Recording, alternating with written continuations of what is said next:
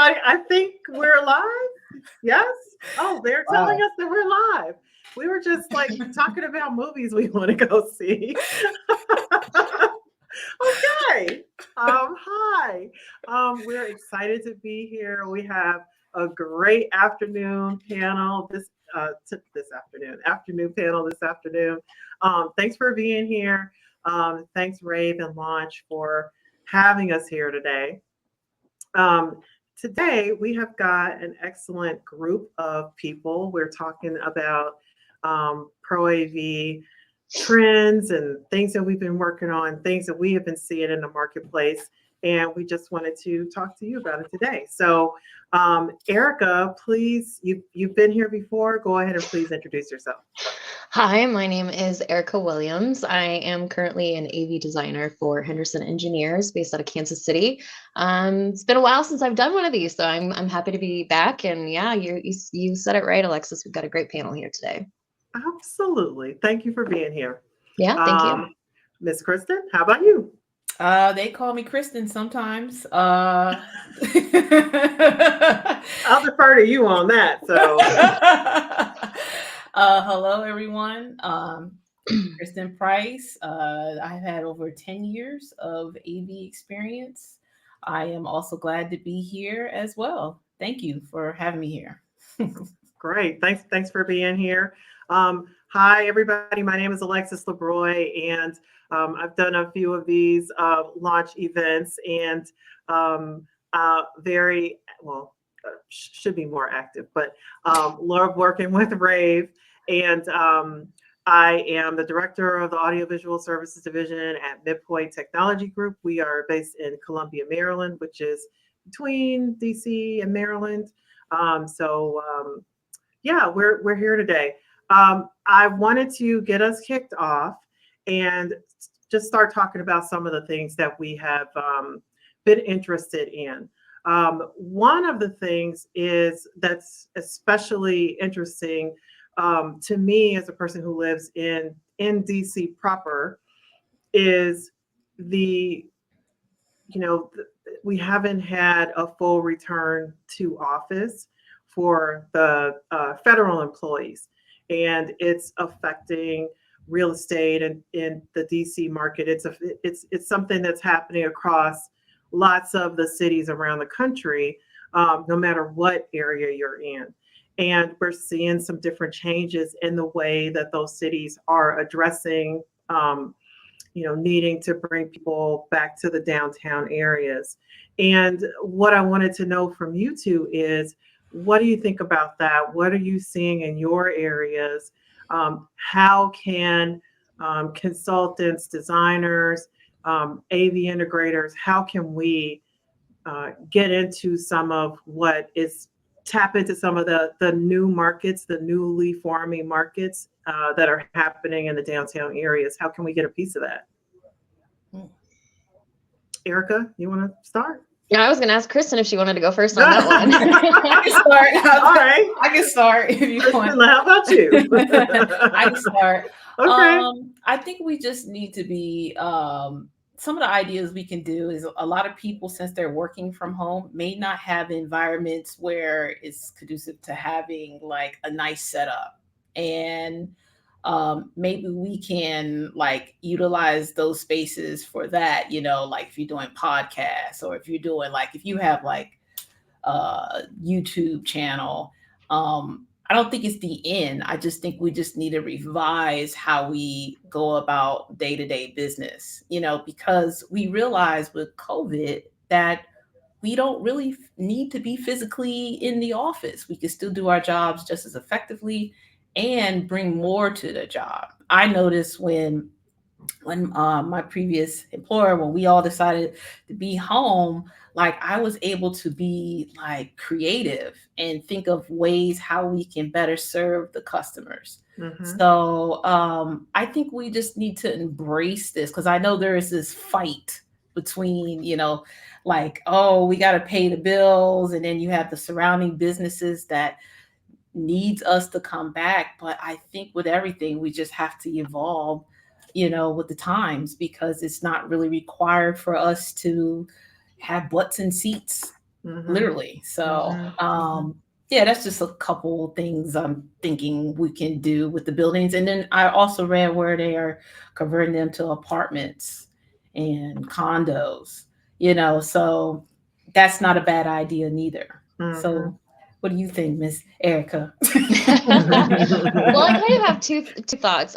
Keeping with the thought of converting into apartments and condos. This is more on the resi side, which I'm not super familiar with. Obviously, I'm on the venue side, but just leading and guiding construction and architecture decisions on where they're setting up rooms and how many windows they're placing and where you're putting, just kind of the aesthetic and the background design choices, kind of helping them lead those. But then otherwise, from like an office space, I think that there's an opportunity for AV consultants or just designers in general to form a stronger relationship with architects and construction workers to help kind of lead those conversations when designing buildings and office spaces, but also getting in front of the stakeholders sooner, because you see a lot of times stakeholders have really big ideas for a space. We want this space to be a hybrid classroom and then break it down into smaller spaces and whatnot. And they may not be aware of the technologies that are available. So starting to form those conversations and those relationships earlier on in the project, I think would help guide those decisions for a more successful rollout of these changes that we're going to see, rather than a building that has a great plan and a great idea, but it's not executed properly, so it doesn't live up to its full potential. I think those are great ideas. It's the thinking outside of the box, right? And the creativity and thinking through what are the use cases and what would that space be best suited for. It's all of those things. But I really love the idea of hotel and podcast studios in some of those spaces. And I think like a WeWork type of situation, but just maybe different and better and something that's sustainable, to be able to attract people back into some of those areas, to work from those areas. When I work from home more, I come to the office more at this point, and I actually really like being in the office. I'm in the office probably 4 days out of 5. But for me, when I was working, during COVID, I would just go to a Panera and sit, and just to be around people, because I wanted to be around people. But I realized that's not everybody's situation, but not everyone's jam. No. And that's a good point too. Sometimes these WeWork spaces or these collaborative workspaces, they can be pretty pricey. And so in some of the articles that I was reading leading up to this conversation, they've talked about changing these buildings into affordable housing. And so coupling that with affordable workspacing would be great too. So that way you can have it all in one building and really accommodate to the people who need it the most.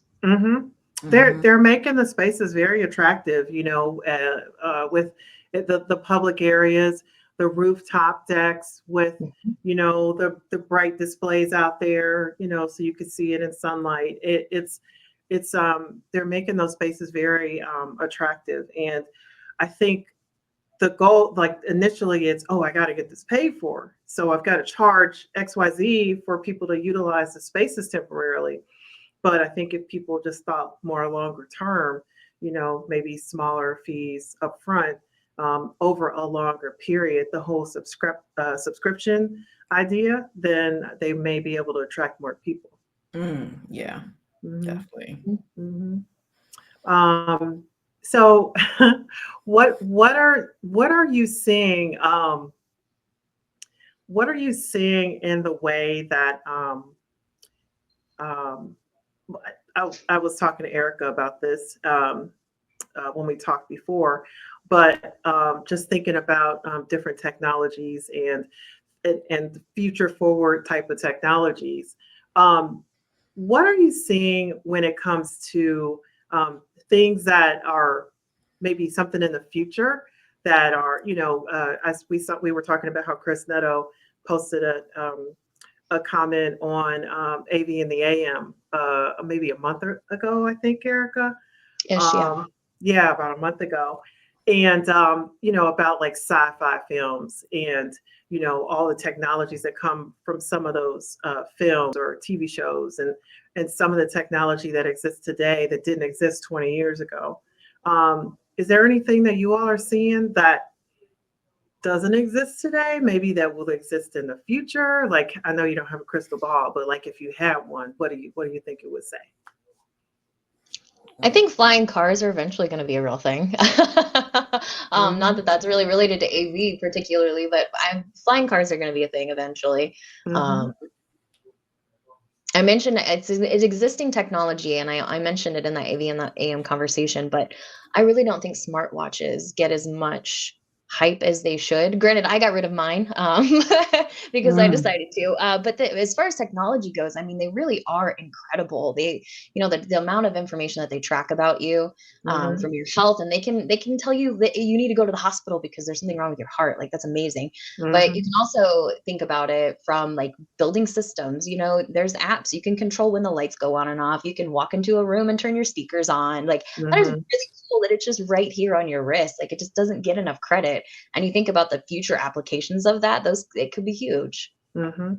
Mhm. Mm. And I love how AV is embracing it too, because Mhm. like I've been a part of rooms where if they know like your phone, if you walk into the room, like the system will automatically go to what it knows what you like. And I love that, Mhm. so um I think technology is supposed to help us to gain more time back. So anything that that can help me get more time, like I know some people are not a fan of Chat GPT and all the different ones, Gemini and whatever, but it helps myself. Like the introvert in me, like sometimes when I get like, emotional or whatever, I need something to kind of like, okay, we know you upset, but this is the proper way how to write this.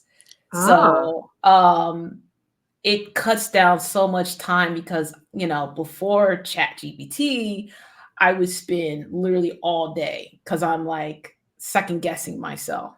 And so now I can be like, okay, this is what I need to say it professionally, or say Hmm. this with love, or say this, and I love that because I get to gain more time back and whoever's reading it can fully understand without the little extraness that doesn't need to be there, the Mhm. nuances.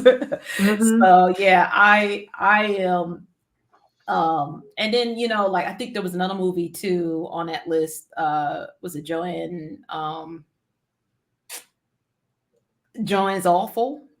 That was one Oh of yeah. that Yes. was in Netflix. Yes. Black Mirror.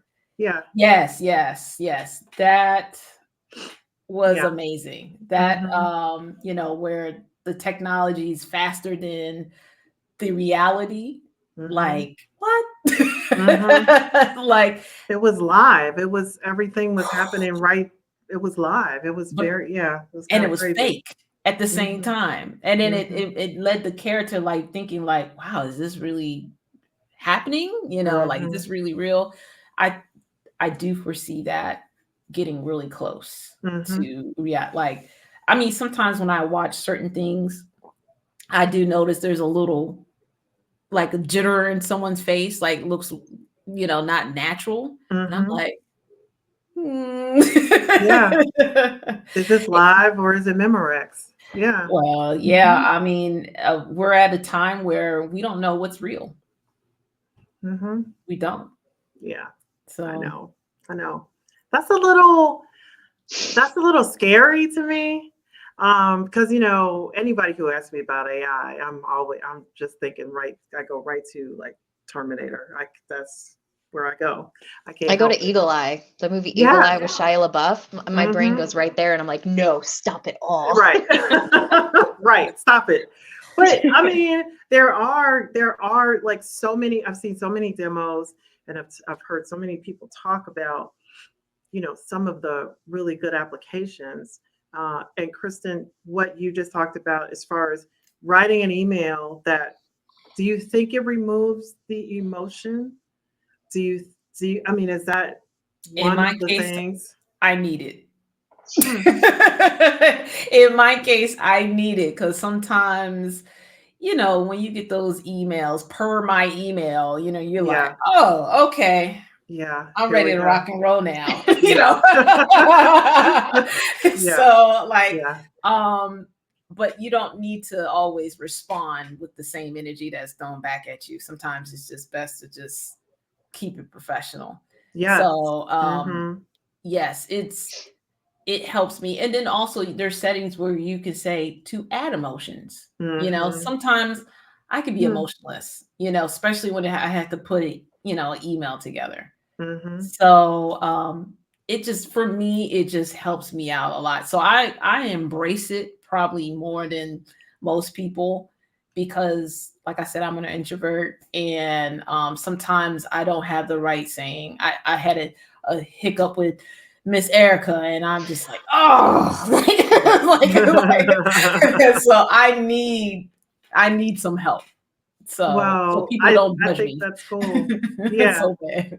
that's cool. Yeah. Mm-hmm. Erica, I wanted to ask you quickly to talk Mhm. about one of the conversations that we were having was around sports and some of the different technologies that you're seeing in some of the sports designs that you're doing, um, arenas and stadiums, and just some of the different, just cool stuff that you're doing. So I wanted to talk to you about that too. Yeah, sure. I can only talk about so much, right? Because we're Sure, still designing; they're not general. built. But Yes. some of the trends that we're noticing when we're talking to people, it really, really boils down to fan interaction and fan experience. So you're starting to see these larger venues, especially sporting venues, with the big LED boards, and you're starting to see more immersive sound.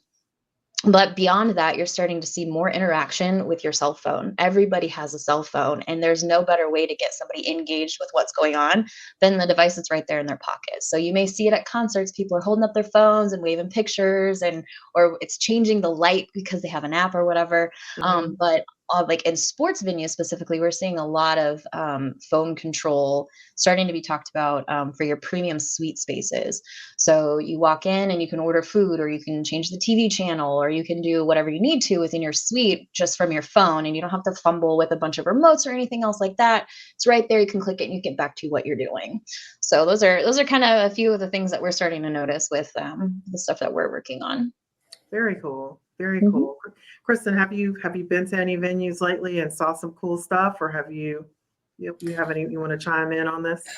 That's probably all Miss Erica. I have seen some things, but I haven't dived into those type of arenas. I can imagine how cool that is. Just something you had sent to me a while ago about like the Dallas Cowboy Stadium with you could take a picture and it looks like you're taking a picture with the football players. Mm-hmm. That to me was really cool, but that's Mm-hmm. probably old technology that I'm so behind the curve board probably. Well, I hadn't seen it before either, so I thought it was pretty cool too. Yeah, Yeah. yeah, Mm-hmm. Yeah.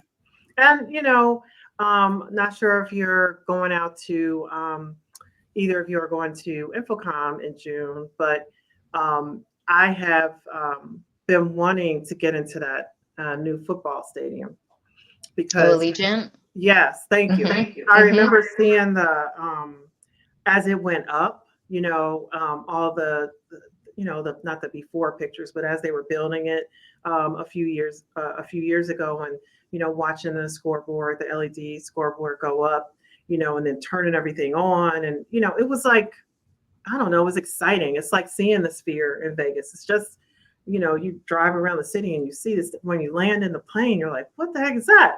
And so I think all of that is, these immersive technologies that just pull you in. And I think in the Sphere that it's like an Air Max, not Air Max. It's like an IMAX IMAX. theater Yep. as well. Yeah, Mhm. with all Mhm. the senses. Hmm.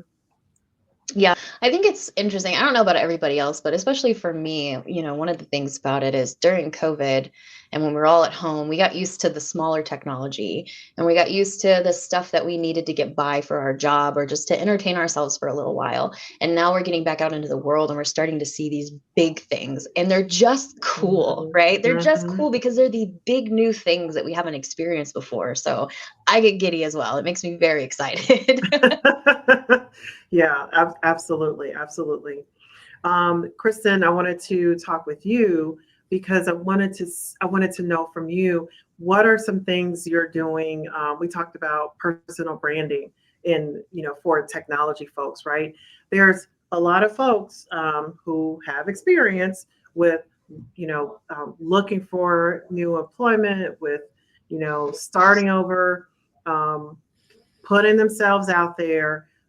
What are you doing maybe differently today, or what are you doing differently since COVID as far as personal branding to put yourself in rooms or to show yourself off or to just be seen um, as far as a technology person?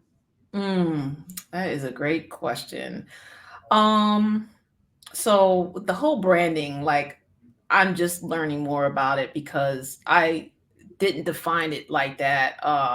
But now that I know that everything you do is your brand, and when you're trying to, when you're having these conversations with people who don't know you, Mm-hmm. it's like it's so important to be authentic because you never know what they're looking for, Mm-hmm. um but if you could be authentic and then state your like what is the most important thing to you. So to me it's customer service. You can be the smartest person in that room, but if you don't know how to communicate with people, because most people are not going to be at that level, that high level, so you need to be able to still communicate with them in a way that is not offensive, so that's one thing that I feel like I have. Like I love to come up with solutions. And I'm not afraid to say, hey, I don't know. Let Mm-hmm. me go and ask someone else. That was one of the questions that was asked to me. Are you afraid to ask for help? And I couldn't believe that's where we're at. Like people are more focused on trying to appear like they know something when in actuality they don't. And I think when you can just be, just authentic and state your like, hey, I'm this person. I care about, whatever objective we need to get across. And I think I'll be the best person. And here's why X, Y, and Z. Mm-hmm. I think Mm-hmm. that's what's important. Um, but you can't, because there is a line between perception and what you're projecting.